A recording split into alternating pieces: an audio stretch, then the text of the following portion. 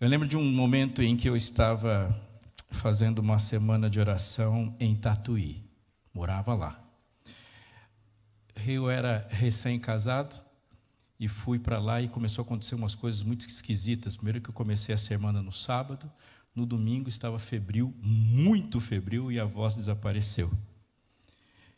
Meu pai emprestou o carro dele e a gente saiu, tinha que pegar um pedacinho de estrada, quando o carro estava num cruzamento, num entroncamento ali, com uma ponte, um trevo, o carro simplesmente morreu. E nada que fazia. Eu morrendo, Tito, de febre, não conseguia levantar um braço, tentando poupar toda a energia que pudesse para o sermão. A minha esposa, Luciana, estava dirigindo e tinha uma convidada nossa, que foi com a Bíblia com a gente, que eu lembro até a imagem dela sentada no banco de trás, com as pernas cruzadas. E eu falei, quem vai empurrar aqui vai ter que ser o anjo.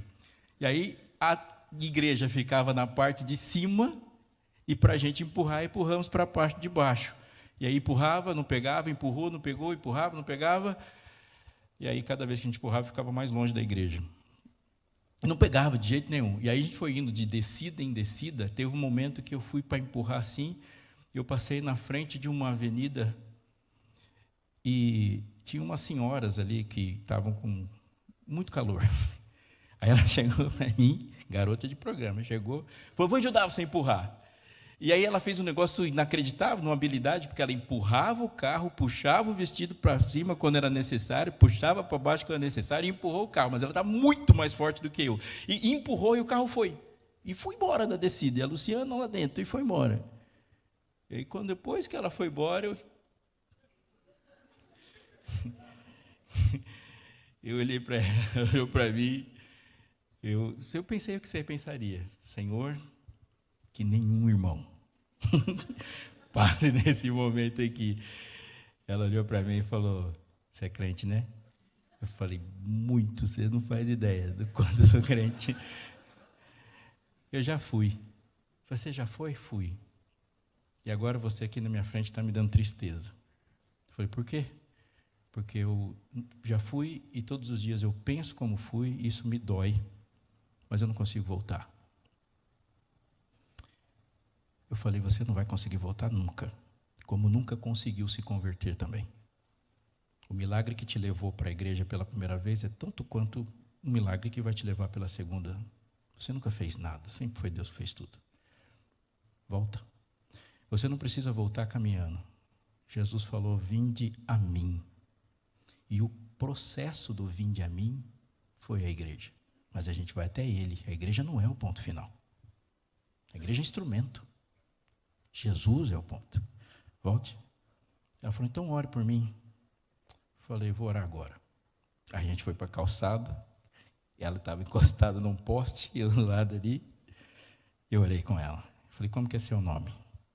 Ela disse o nome, depois ela ficou com vergonha de ter dito um nome de guerra e falou, não, meu nome é Cláudia. Falei, vou orar por você. Ela chorando muito, muito também, muito emocionado, me deu um abraço. Quando ela levantou do abraço, ela olhou para a Luciana vindo a pé, e ela falou assim, sua esposa, ai, ai, ai, vai dar barraco. A Luciana chegou, deu um sorriso para ela e deu um abraço nela também, obrigado por empurrar o carro, vi que você estava orando, deixa eu participar da oração também. E ela olhou assim e falou, nós vamos orar por você. Todo dia. E não vou falar que eu vou orar por você até você se converter, porque depois você vai precisar de mais oração, quanto? Ela falou assim, olha, se vocês quiserem guardar o carro, ela indicou o lugar para guardar o carro, a gente foi lá, parou o carro, e falou, e agora? Instantaneamente, a gente parou, fechou o carro, apareceu um senhor, apareceu um colega, e falou, pastor, o que você está fazendo aqui? Aí eu contei meia história, ele falou, eu estava super atrasado, bom, depois do sermão eu não chego, entra aí que eu vou levar vocês. Fui, preguei, passei em casa, levei meu pai, e meu pai entrou no carro, assim gente, ele abriu a porta do carro, entrou, colocou a chave, vamos embora. Assim. Depois de algum tempo e refletindo, eu entendi o porquê. Alguém precisava orar pela Cláudia. Alguém precisava orar por ela. Eu quero começar dizendo uma coisa para você, e eu queria que você levasse muito a sério isso. Ore pelo jornal. Ore pelo jornal. Quando você estiver na frente de uma notícia, antes de você xingar o seu político predileto ou o seu político amaldiçoado, ou seja lá o que for, ore pelo jornal. Quando você passar numa rua e você vê um carro do SAMU e uma moto caída, pode ser que você seja a única pessoa do mundo que vai fazer uma oração por aquela pessoa. Mas oração não é uma commodity. Você ora e alguma coisa vai acontecer. Repito, você ora e alguma coisa vai acontecer. Então ore. Deus não vai publicar para você tudo que Ele faz, porque Ele não pediu para você esperar o report dele. Ele falou para você orar. Eu não sei quantas pessoas estavam orando para que Israel voltasse do cativeiro. Eu sei que a profecia diz assim, depois de 70 anos, vocês não vão voltar no automático. 70 anos, buscar-me-eis e me achareis, quando me buscardes de todo o vosso coração. E quando vocês orarem, eu mudarei a sua sorte. Não sei, eu sei de uma, e pode ser que ele tenha sido a única pessoa que orou. Abriu a janela e por 3 vezes orava, e Daniel estava orando. Naqueles dias entendi pelos livros que o número de anos, e se botou a orar. Ore, ore. Passou alguém na sua frente? Ore. Eu não faço ideia do que aconteceu com ela, mas eu tenho certeza que alguma coisa aconteceu com ela, e Deus estava chamando para orar. Eu não posso fazer nenhuma outra coisa agora que não seja orar. Eu vou orar para que Deus nos insista conosco para que a gente ore também. É esquisito, mas é exatamente isso. Quando você não sentir vontade de orar, ore pedindo vontade. Dá certo. Pode fechar seus olhos aí? Querido Deus, nós estamos em uma semana de oração. Faz-nos verdadeiros. Faz-nos pessoas que te busquem e coloca em nós o tempo todo a lembrança, o aviso, o alerta de que precisamos desesperadamente de Ti e que o Senhor nos colocou como agentes Teus para interceder, para interferir neste mundo. Ajuda-nos, Senhor, a desenvolver esse hábito e paixão por Te buscar. Oramos por aqueles que ninguém vai interceder por eles, mas existe uma igreja aqui para representar-Te. Então que a gente seja conhecido também por esta característica. Agora, mais uma vez, pedimos que o Senhor nos conceda a luz. Em nome de Jesus, amém. Abra sua Bíblia, por favor, no Evangelho de Lucas.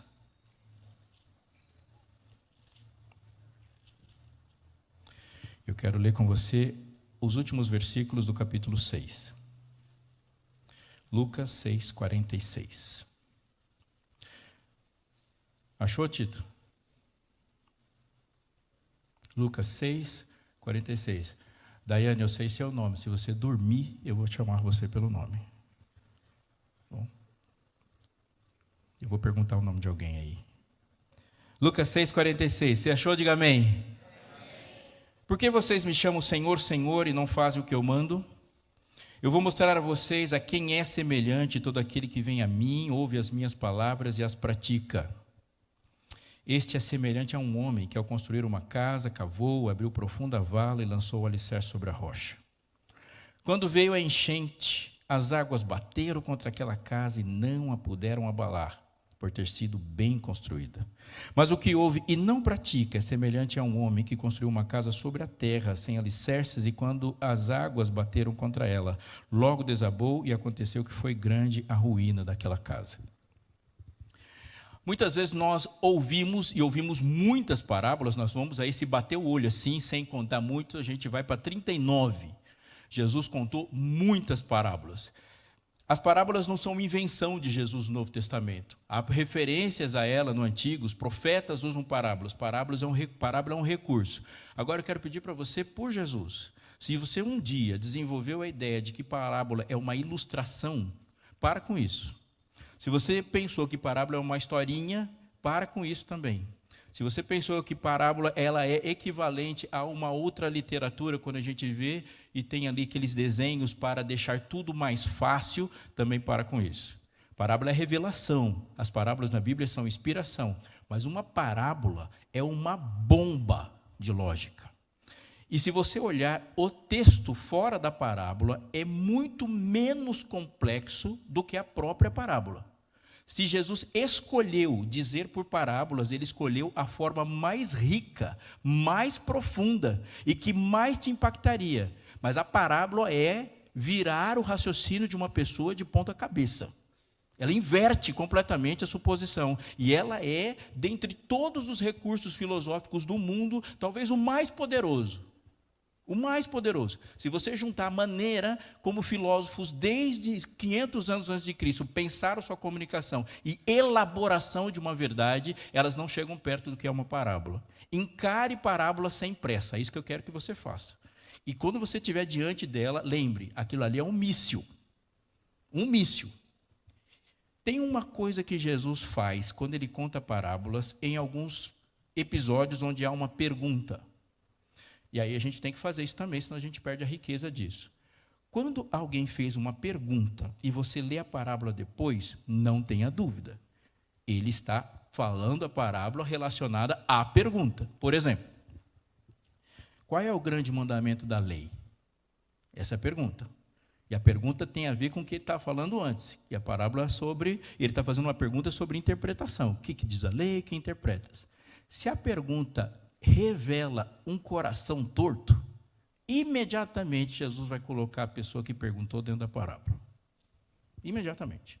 Ele falou assim, tá, você é o cara que estava indo de Jerusalém para Jericó. Você caiu, você foi assaltado, você ficou em coma na beira da estrada. Se alguém pensa igual você, você morre. Um choque. Se o mundo inteiro começar a pensar igual você, ele fica melhor.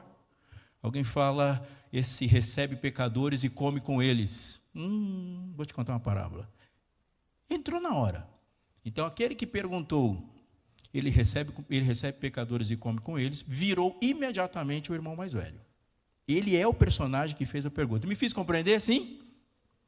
Agora, Jesus pregou um sermão. Eu escolhi o texto de Lucas, porque Lucas traz um quesito muito mais claro do que Mateus. Jesus terminou o seu mais longo e mais famoso sermão, o Sermão do Monte.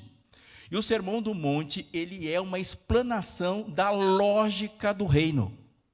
Ele começa falando como o reino entra em você. Bem-aventurados os pobres de espírito, porque deles é o reino do céu.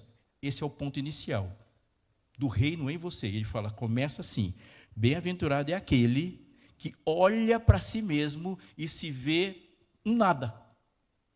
Porque nunca haverá uma transformação profunda em uma pessoa que é apaixonada por si mesma. O maior preço que você vai pagar para ser a pessoa que você quer ser amanhã é a entrega da pessoa que você é hoje.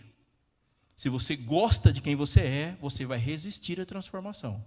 A lógica que Jesus está apresentando para a transformação, ela é radicalmente diferente da lógica do mundo. O mundo fala que você tem que se aperfeiçoar porque você se vê como alguém assim, e você é capaz e você pode. Deus fala, eu não vim para cá para te aperfeiçoar.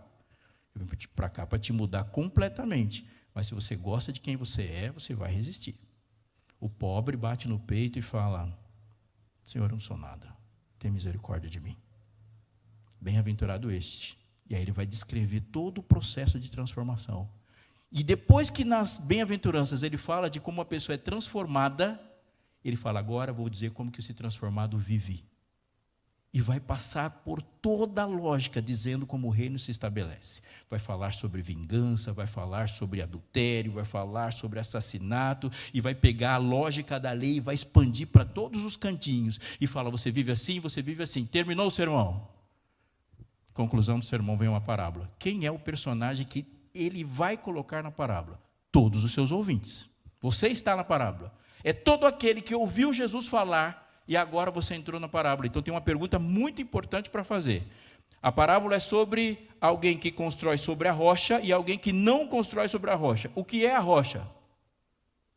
A rocha é? Não é, não. A rocha é Jesus em Daniel. Lá aquela pedra é Jesus. Aqui não é Jesus. Por que eu insisti de fazer isso? Eu imaginei que alguém diria Jesus. Porque quando a gente pensa que a rocha é Jesus, a parábola morreu logo na primeira frase. Todo aquele que ouve as minhas palavras e pratica é comparado a um homem que construiu sua casa sobre a rocha. Todo aquele que ouve as minhas palavras e não pratica Quem ouviu as palavras de Jesus? Todos ouviram. Portanto, a palavra de Jesus não é o diferencial. O que é o diferencial? A prática. Quem ouve as minhas palavras e pratica é aquele que construiu a casa sobre a rocha. Quem ouve as minhas palavras e não pratica é aquele que construiu a casa sobre a areia. Mas ainda estamos todos na casa, estamos todos na parábola e não dá para dividir. Agora ele vai deixar um pouquinho mais fundo, e ele vai dizer assim, e olhe para o texto no verso 48. É semelhante a um homem que, ao construir uma casa, cavou e abriu profunda vala. Eles não estão construindo em terrenos diferentes. Isso é a parte muito importante que ele está querendo te dizer. Não foi um lá para a pedra, lá na rocha, e o outro foi para a beira da praia. Eles são vizinhos do mesmo condomínio. E Jesus tem um jeito legal, muito Jesus, de chamar alguém de idiota. É muito legal o jeito dele, porque assim, quanto custa uma casa num bom terreno aqui em Jacareí? Quanto? Chuta aí. Dá 1 milhão? Do que você chama uma pessoa que investe 1 milhão de reais numa casa que certamente vai cair? Idiota! Quanto nome você vai dar? Como que alguém pega 1 milhão e fala, vou construir uma casa em cima da areia? É um besta. Jesus falou, é comparado, quem ouve minhas palavras e não o pratica, é comparado a uma pessoa que faz esse tipo de estupidez. E ele vai dizer depois, é mais estúpido ainda. Mas lembre-se, a areia aqui não é mundanismo. A areia não é imoralidade. A areia é superficialidade da fé. E quando ele fala ouvir, e cavou e colocou a casa sobre a areia, ele está falando que essa fé não sai da igreja. Porque aquele que fez a rocha, ele que fez a casa sobre a rocha, ele cresceu para baixo. Ele cresceu para baixo, cavou, até achar a rocha. Crescer para baixo é muito mais do que ouvir um convite para cantar e cantar. Crescer para baixo é muito mais do que ouvir um convite para ir para um culto e ir para o culto. Isso é areia ainda. Crescer para baixo é muito mais profundo do que parar na beira do quarto e passar o olho e ler uma lição e ler uma Bíblia, ou terminar o ano dizendo, li a Bíblia inteira. É muito mais. Um dia alguém falou assim, pastor, eu já li minha Bíblia 20 vezes. Falei, cara, eu já dei 45 voltas ao sol. Mas nunca cheguei perto dele. Você pode ler a Bíblia 1 milhão de vezes. Deus não está perguntando onde é que a sua Bíblia está. Ela está perguntando para onde ela te levou. E aqui há algo, e eu vou desenvolver isso mais amanhã, mas aqui uma coisa muito importante. Ele disse que a sobrevivência da fé está na profundidade com que ela entra em todos os cantos da vida. Eu quero te pedir uma coisa, para você levar muito a sério.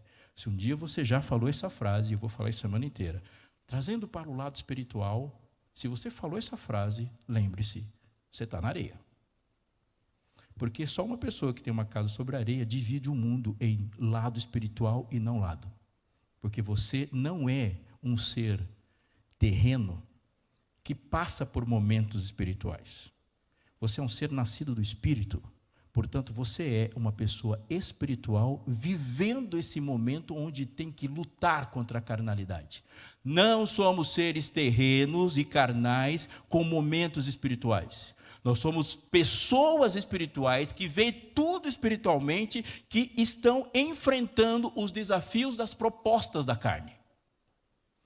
Tudo absolutamente, ou está cedido e abaixo do Espírito, ou está em luta contra o Espírito. Mas a relação com o Espírito é total e inevitável, incontornável. Se alguém chega para você, ou talvez para mim, e fala, eu preciso ter um relacionamento com Deus. Querido, você inevitavelmente tem um relacionamento com Deus. A questão é se esse relacionamento está bom ou está ruim. Você pode estar se relacionando com Deus como amigo, ou pode estar se relacionando com Deus como inimigo, mas está se relacionando com Deus. O Espírito fala do lado de dentro. A rocha é a disposição que você tem de pegar um sermão e falar, vou levar ele à mais profunda prática da vida. Vou te fazer uma pergunta. Quantas horas você passa por dia dormindo?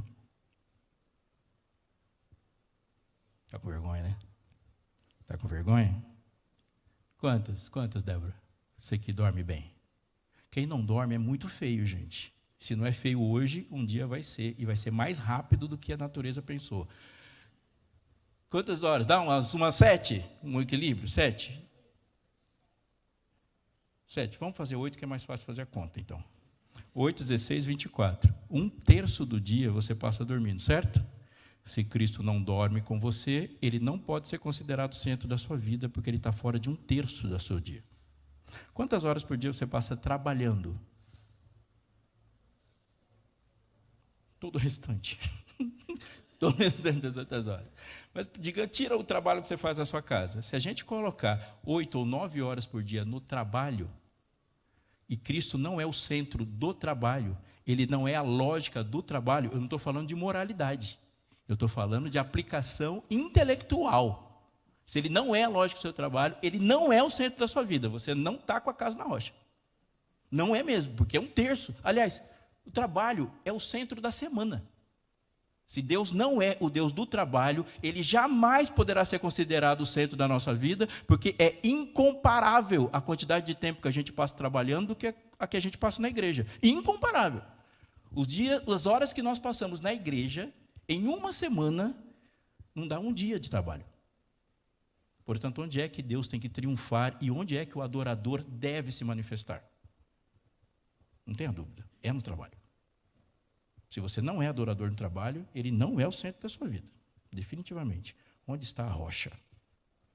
Com certeza, a rocha passa pelo trabalho, pelo sono. Se Cristo não come com você, ele já está fora de 3 momentos da vida que você vai passar. Se Cristo não namora com você, ele não é o centro da vida. A rocha é Cristo determinando todas as relações, determinando todas as escolhas, determinando tudo intelectualmente. Intelectualmente. Se a primeira frase que vem na sua mente num desafio intelectual não é um verso bíblico, estamos longe da rocha. Está me compreendendo? Sim ou não?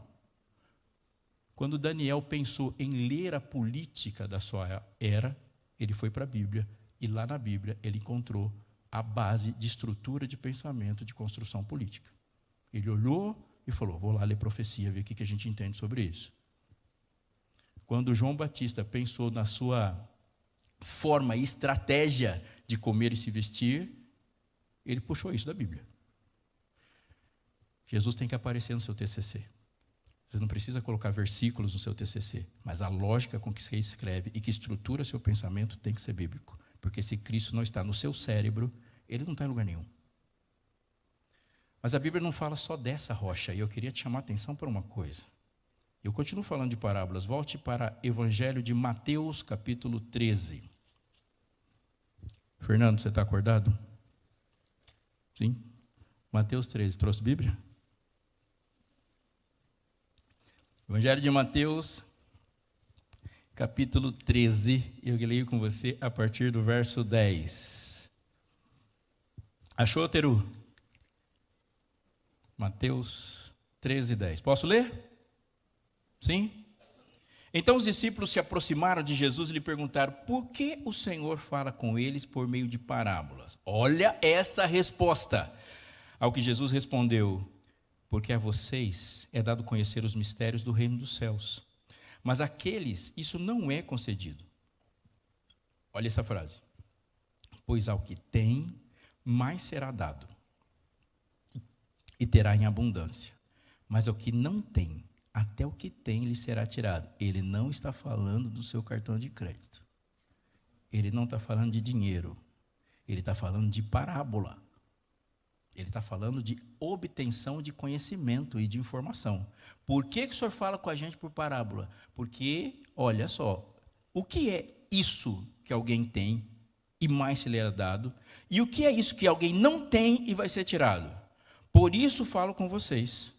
Falo com eles por meio de parábolas, porque vendo não veem, ouvindo não ouvem e nem entendem. E aí ele vai citar a profecia de Isaías. Agora olha aqui. Por que o Senhor fala com a gente dessa forma? Ele fala, quando eu solto a parábola não é o começo do processo cognitivo da fé. Claramente ele está dizendo que alguma coisa deve ter acontecido antes, que uma vez aceita, vai fazer com que a parábola se encaixe, que a palavra se encaixe e que o processo de transformação do cérebro para Cristo vai se encaixar. Mas se esse ouvinte disse não para o que aconteceu antes disso, não adianta falar.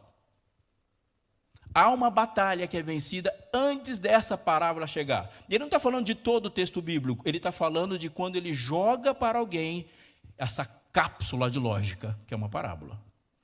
Tem gente que vai ouvir e depois de ouvir vai perder. E olha o que ele diz que pesado. Pois o que tem, mais será dado e terá em abundância, mas o que não tem, até o que tem será tirado. O que é isso? A Bíblia responde tremendamente. Vá para Romanos, no primeiro capítulo. E Romanos, Paulo fala sobre a relação de cognição, de inteligência, de pensamento com o pecado. E ele não está falando de pecado, olha, vamos trazer para um lado espiritual. Se o pecado, não, pecado nunca é místico para Paulo, pecado é pecado. Romanos capítulo 1, verso 18. Você achou? Diga cheio. A ira de Deus se revela do céu contra toda impiedade e injustiça dos seres humanos que, por meio da sua injustiça, suprimem a verdade. É interessante que a palavra que ele usa aqui é uma palavra para afogamento, para estrangulamento. A expressão aqui é quando alguém pega alguém pelo pescoço e põe lá embaixo da água para ela morrer afogado. Aqui está traduzido como suprime. Pergunta para você que leu o texto, Enem 2024. A ira de Deus aí está no passado, no presente ou no futuro? Responde aí. Presente, não é ira futura, não é ira passada, é uma ira presente, e ela se revelou. Portanto, a palavra de Deus e a revelação de Deus não revela só o seu amor. Faz parte da revelação de Deus revelar a sua ira. E aí ele vai continuar dizendo assim, ó, pois o que se pode conhecer a respeito de Deus, e foi manifesto entre eles, porque Deus manifestou. Está comparando comigo e vendo o que ele falou no final do Sermão do Monte? Alguém ouviu. Lá no final do Sermão do Monte ele fala, todo aquele que ouve pratica, e ouve não pratica, que ele fala assim, olha, aquilo que foi revelado para todo mundo, e agora o que vai decidir é como ele vai encarar isso. O eterno poder de Deus e a sua divindade claramente se reconhece desde a criação do mundo, sendo percebidos por meio das coisas que Deus fez. Deus se revelou para todos. Por isso não tem ninguém que pode-se dizer uma desculpa. Agora lê comigo 21. Porque tendo conhecimento de Deus, não o glorificaram como Deus, nem lhe deram graças. Pelo contrário, o que está escrito na sua Bíblia? Se tornaram nulos em seus próprios raciocínios. Ele teve uma decisão. Eu vou seguir o princípio de pensamento divino a partir do que ele se revelou, ou eu vou seguir o meu? E ele escolheu o dele. Gente, a gente escuta isso toda hora. Uma frase, não faz sentido para mim. Mas isso não faz sentido para mim. Essa frase quer dizer, eu sou o avaliador de qualquer revelação. Se não faz sentido para mim, não é verdade. Comer o fruto faz sentido, vendo a mulher que a árvore é boa, agradável e boa para dar conhecimento, comeu, ela avaliou e comeu, fez sentido para ela. O que Eva usou para comer o fruto? Raciocínio, porque Eva não tinha nenhum hormônio lutando contra ela. Ela simplesmente raciocinou e pegou. Agora, veja bem, uma inteligência como a de Adão, perfeita, que foi capaz de dar nomes para todos os animais, não era capaz de olhar para todas as árvores do jardim e falar, eu acho que é aquela. Não, Deus não chegou para Adão e falou assim, Adão, vem aqui, dá uma olhada aí. Aqui tem um abacateiro, ali tem uma mangueira, ali tem uma laranjeira. Veja aí qual que é que você não deve comer. Depois você conta aí, vê se você descobre. Não um ser intelectualmente perfeito. E Deus levou ele e falou assim, ó, aquela árvore ali, você não come. Você não descobre, Deus conta. Não confie no seu raciocínio sobre o que está revelado. Ele falou, as pessoas ouviram e falaram, estou aqui. Penso, logo existo. Não, Deus te ama, logo você existe. Penso, logo existe. Não, Deus é misericordioso, por isso que você existe. Eles ouviram e se tornaram nulos em seu próprio raciocínio. E olha o que ele vai dizer. E o coração insensato deles, qual foi o efeito? Se obscureceu. No processo de negar a revelação de Deus, eles se tornaram mais fraquinhos do que estavam antes. Eu ia falar idiotas, mas é a mesma coisa. Se tornaram nulos em seu próprio raciocínio, seu coração insensato se obscureceu. E dizendo que eram sábios, que está escrito na sua Bíblia, se tornaram tolos. Não começou com uma imagem a idolatria. A idolatria não começou com um culto a um Deus pagão. A idolatria não começou com uma fogueira. A idolatria começou com um processo cognitivo, onde Deus falou uma coisa e ele falou assim, não, eu prefiro fazer o que eu estou pensando, que faz muito mais sentido. E aí, a partir disso, uma idolatria visível passou a acontecer. Querido, se você não for lembrar de nada que eu falei hoje, e não prestou atenção em nada até agora, deixa eu te dizer uma coisa. Não é necessário crer em um Deus. Não é necessário que um Deus tenha nome para que uma pessoa seja religiosa. Não é necessário. E é isso que Paulo está dizendo aqui. Ele não começou com um Deus. Ele começou com um pensamento. E o pensamento dele levou a concluir se há um Deus ou não. O que apareceu primeiro na sua vida? O conhecimento sobre Jesus, a cruz ou uma religião que te contou o que era Jesus, o que era Deus, que ele era trino? Mais um pouquinho.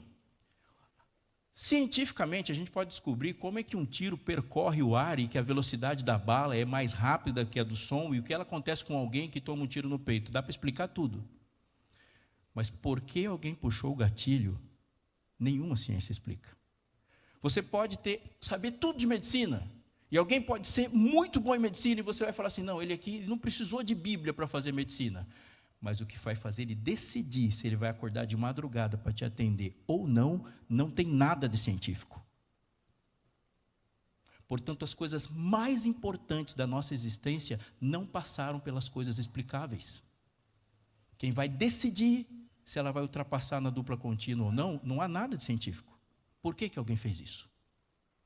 Porque ele está vendo absolutos e está trabalhando com algumas coisas lá na rocha da vida dele. Então, vou te dizer uma frase para te provocar. Nenhum ser humano contraria a sua fé. Nenhum. Às vezes podemos nos iludir dizendo assim, eu faço coisas que eu não acredito. Não, você só faz o que você acredita. Você pode contrariar uma fé professada, mas nunca contrariar a rocha do seu coração. Se a estrutura bíblica não chegar até todos os absolutos, ela fica na areia. Se Cristo não é o regulador do trabalho, por exemplo, a fé é abalada quando o emprego vai embora. Se Cristo não é o regulador de todas as relações, a fé é abalada quando essas relações também são. Ele está dizendo uma coisa para você, fé e prática são indissociáveis. Não caia nessa ilusão de que a gente vive uma fé ou pode viver uma prática. Não, você só faz o que você acredita. Por isso Deus falou, eu preciso chegar lá no mainframe. Eu preciso chegar lá no DNA, porque se eu não chegar até lá, no seu absoluto, já era. No primeiro vento você cai. Mas ele está falando de duas rochas, e aqui ele fala como uma rocha se forma. Há uma rocha que se coloca para que nós estruturemos todo o nosso pensamento sobre ela. Mas ele fala de um coração que se colocou diante de Deus e se fez pedra para ele. Um coração que seguiu seus próprios raciocínios, se obscureceu, se tornou tolo, trocaram a glória do Deus incorruptível por imagem de semelhança ao ser humano corruptível, e agora ele vai endurecendo, endurecendo, endurecendo o coração, até que a sua superfície se tornou impenetrável. Eu quero te chamar a atenção para uma coisa antes de eu terminar. Nós estamos vivendo uma batalha pela mente. E precisamos abrir os olhos, porque o processo de desintelectualização do cristianismo está diante dos nossos olhos, e para a sua geração é a coisa mais terrível que você vai enfrentar. As pessoas nos chamam de desintelectualizados na nossa cara. Na nossa cara, na cara dura.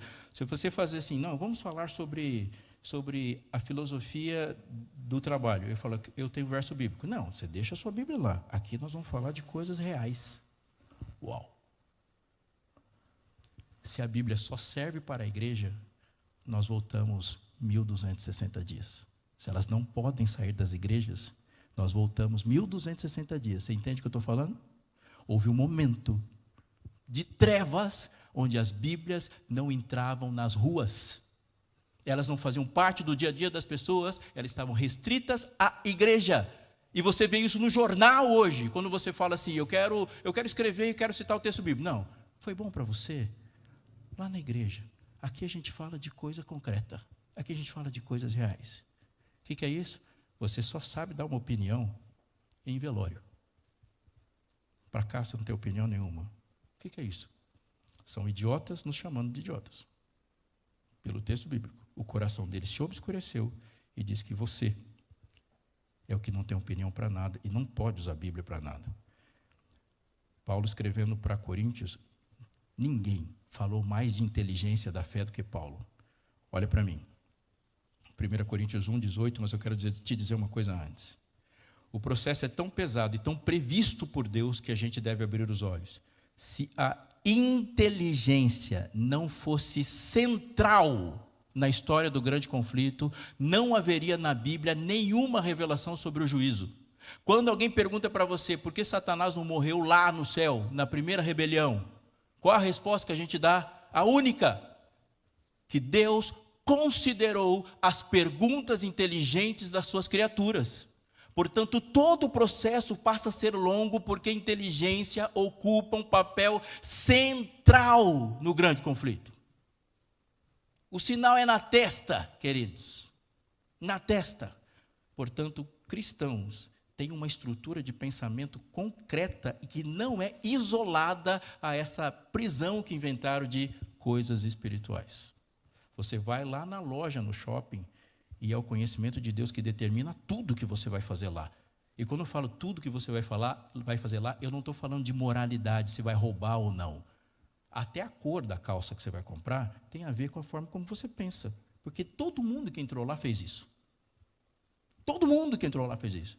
Todo mundo dentro da sala do desembargador, do advogado, do juiz, no consultório odontológico, está agindo conforme o mais profundo das camadas, a mais profunda das camadas da sua crença. Visível ou invisível, mas elas estão lá. Paulo, capítulo 1 de Coríntios, diz assim, verso 18. Certamente, a palavra da cruz, que está escrito na sua Bíblia, é loucura para os que se perdem. Interessante que Paulo, quando ele escreve é loucura para os que se perdem, assim, bem traduzindo no radical da maneira como ele escreve, ele fala assim, é loucura para os que estão se perdendo. E ele usa a mesma expressão para dizer sobre os que estão salvos, mas para nós que somos salvos, ele escreve assim, nós que estamos sendo salvos. Poder de Deus. Se você ler 1 Coríntios 1 inteiro, você vai entender o que ele está dizendo aqui. Ele está dizendo aqui que uma das características, um dos indicadores de perdição, quando você percebe que uma pessoa está se perdendo, é começar a ver a Bíblia de forma desintelectualizada. Loucura que ele está falando aqui é ver alguma coisa que não faz parte da lógica da vida. Quando veem as coisas de maneira desintelectualizada, é um sinal de que as pessoas estão perdendo. Deixar de ver a inteligência da Bíblia é o indicador de que a pessoa está caminhando para a sua perdição. Mas para nós que estamos sendo salvos, uma característica da pessoa que está sendo transformada para o reino de Deus é a maneira como ele vê esse livro como uma coisa poderosa. Ele olha e acredita que é a coisa mais poderosa com que ele teve contato na vida. Nós que estamos sendo salvos, você vê isso com o poder de Deus. Vou dizer uma frase para você. Eu sei porque você não lê a Bíblia de manhã. Porque você acredita que dá para passar o dia sem ela. Portanto, você confiou em outra coisa. Quando nós saímos de casa sem Bíblia, vivemos sem Bíblia, obviamente, nós estamos confiando em outro conhecimento. Agora, quando a gente vai, Senhor, ou eu sei o que você falou, ou não sei nada, é porque você está vendo isso como poder de Deus. O temor do Senhor, termina a frase, não é a sabedoria espiritual que ele está falando. É o princípio da sabedoria. A Bíblia nunca fala de uma sabedoria espiritual e uma sabedoria secular. Ele não fala de uma sabedoria do espírito e uma sabedoria da carne. Ele nunca chamou qualquer coisa carnal de sábia.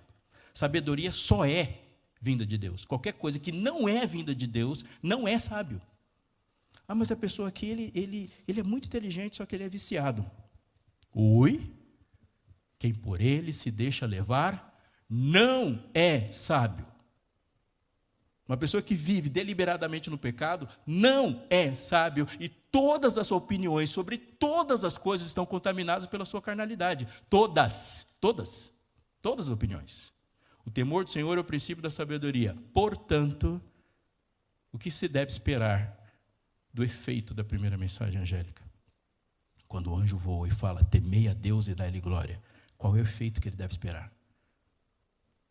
A geração de mais um sábio. De mais um sábio. A primeira mensagem angélica gera sabedoria. Sabedoria do céu. Nós que estamos sendo salvos. Poder de Deus. Pedro, quando Jesus falou sobre a cruz, Pedro falou, Senhor, de modo nenhum que isso aconteça. Jesus respondeu, para trás, Satanás. Olha o que ele falou. Porque você não cogita cognição das coisas de Deus, mas das coisas dos homens. Ele não definiu o mal como bruxinhas, duendes e ritos e copo que vira de um lado para o outro e cruz virada de cabeça para baixo e camisa preta. Ele definiu o mal e a lógica de Satanás como algo que reduz a inteligência de Deus. Para trás, você não cogita das coisas de Deus, mas cogita nas coisas dos homens. Encolheu. Cogitar nas coisas de Deus é pensar como Deus. Nós, porém, diz Paulo, temos a mente de Cristo, lá na rocha. O lobo cinzento é um dos mais terríveis predadores que existe. Já foram encontrados exemplares, espécies do lobo cinzento de até 80 quilos. Pensa, de madrugada, um bicho de 80 quilos.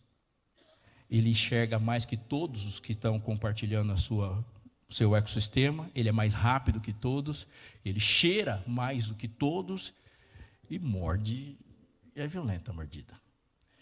Gosta de frio e se torna o terror das fazendas que estão perto das florestas onde os lobos estão.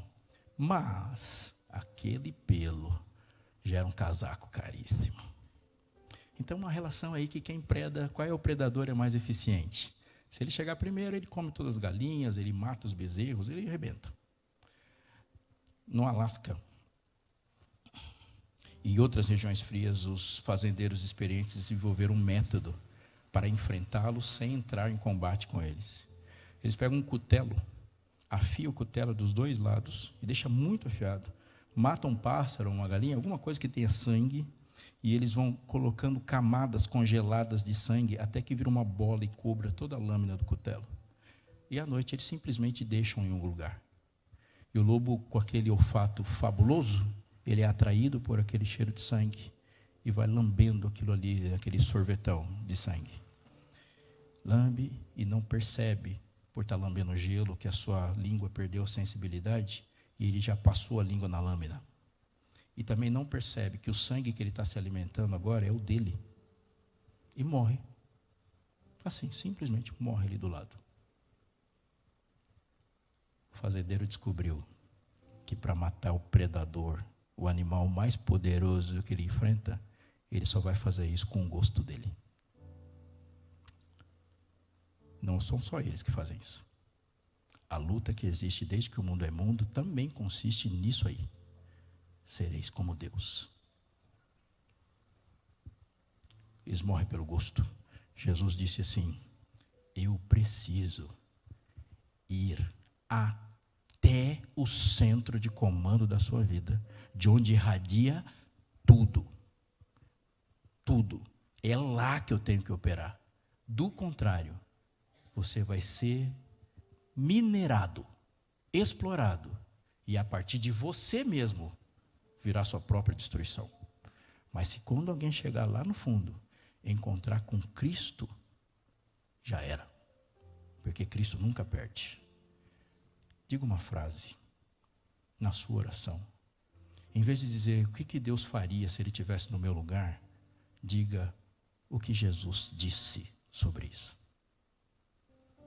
Antes de perguntar nos meus passos o que faria Jesus, pergunte: há um texto sobre isso? O que a Bíblia diz sobre isso? Eu faço um apelo para você, e não importa se você é jovem ou se você não é. Nós precisamos de Bíblia. E a Bíblia precisa estar do lado de dentro. Do lado de dentro. Sem Bíblia, a nossa chance é zero. Mas não podemos tratá-la como se ela fosse opcional. Você não pode ser conhecido por conhecer alguma coisa a mais do que você conhece a Bíblia. Não dá. A coisa que você mais entende tem que ser de Bíblia. Ela determina tudo. Ela é o poder de Deus para a salvação de todo aquele que crê. E não duvide, a palavra que conseguiu transformar você é capaz de qualquer coisa, porque a coisa mais difícil que aconteceu até hoje com a Bíblia foi mudar o seu coração. Se ela fez isso, não há limites.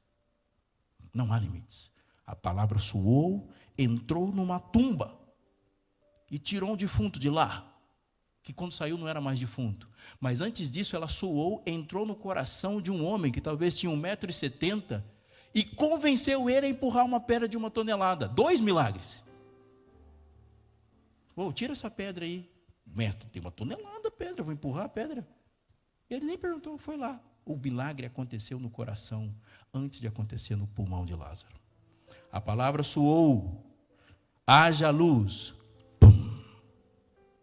A palavra soou, eu te amo, filho. É a mesma palavra, e é o mesmo poder. E a palavra hoje diz: filho, vamos conversar. Você fala bastante, mas eu estou falando pouco. Mas Deus não colocou poder nas suas palavras. Ele colocou poder nas palavras dele.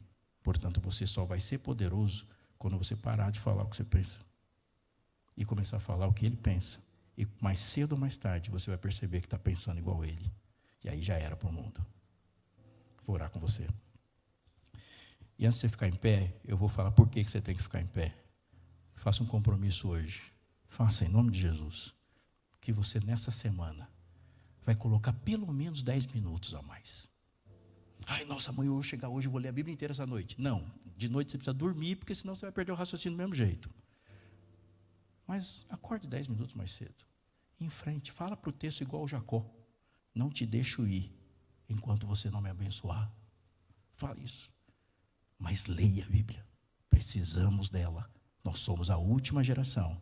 E o combate é terrível. Ninguém vai para uma guerra sem arma. Você pode ficar em pé e deixar que eu ore por você, dizendo: essa galera aí, essa semana, vai ter uma experiência mais profunda. Deixe Deus chegar na rocha.